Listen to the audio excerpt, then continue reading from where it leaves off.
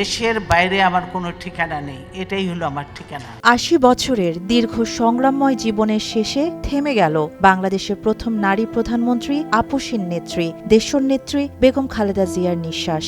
এর মধ্য দিয়েই অবসান হল এক বর্ণাঢ্য রাজনৈতিক অধ্যায়ের। তবে ইতিহাসে তিনি রয়ে গেলেন অপরাজেয় হয়েই।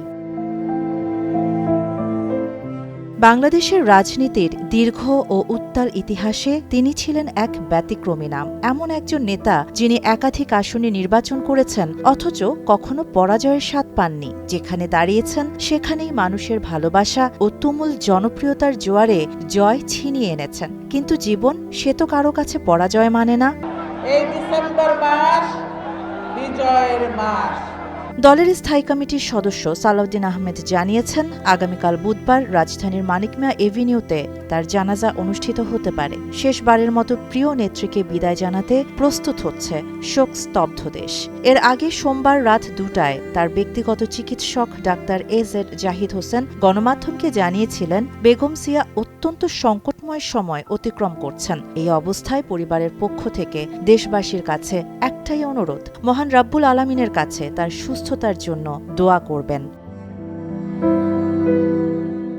গত 23 নভেম্বর তাকে রাজধানীর বসুন্ধরায় অবস্থিত এভারকেয়ার হাসপাতালে ভর্তি করা হয়। 27 নভেম্বর তার ফুসফুসে সংক্রমণ দেখা দিলে তাকে কেবিন থেকে স্থানান্তর করা হয় ক্রিটিক্যাল কেয়ার ইউনিটে। সেই থেকে 1 মাসেরও বেশি সময় তিনি ছিলেন জীবন মৃত্যুর সন্ধিক্ষণে।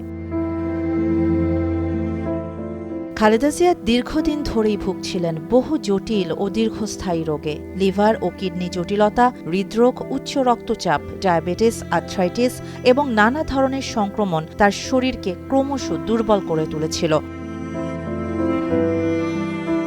মুক্তি পাওয়ার পর চলতি বছরের 7 জানুয়ারি তাকে উন্নত চিকিৎসার জন্য লন্ডনে নেওয়া হয়। সেখানে চিকিৎসায় তার স্বাস্থ্যের কিছুটা উন্নতিও হয়েছিল, কিন্তু বারবারের অসুস্থতা, শরীর ও মনের উপর দীর্ঘদিনের ধকল আর বয়সের অনিবার্য বাস্তবতা সব মিলিয়ে তিনি ধীরে ধীরে ভেঙে পড়ছিলেন। প্রায়ই গুরুতর অসুস্থ হয়ে তাকে হাসপাতালে ভর্তি করতে হতো। গত 23 নভেম্বরই ছিল শেষবার। 1 মাসের বেশি সময় ধরে চিকিৎসকদের সর্বোচ্চ চেষ্টা চললেও শেষ পর্যন্ত তিনি আর চিকিৎসায় সাড়া দিতে পারলেন না। যে নারী আপসহীনভাবে লড়েছেন স্বৈরাচারের বিরুদ্ধে, যে কণ্ঠস্বর কোটি মানুষের আশা আকাঙ্ক্ষার প্রতীক হয়ে উঠেছিল, আজ সেই কণ্ঠ চিরতরে স্তব্ধ। চিরবিদায় নিলেন বাংলাদেশের ইতিহাসের এক অবিচ্ছেদ্য অধ্যায় বেগম খালেদা জিয়া।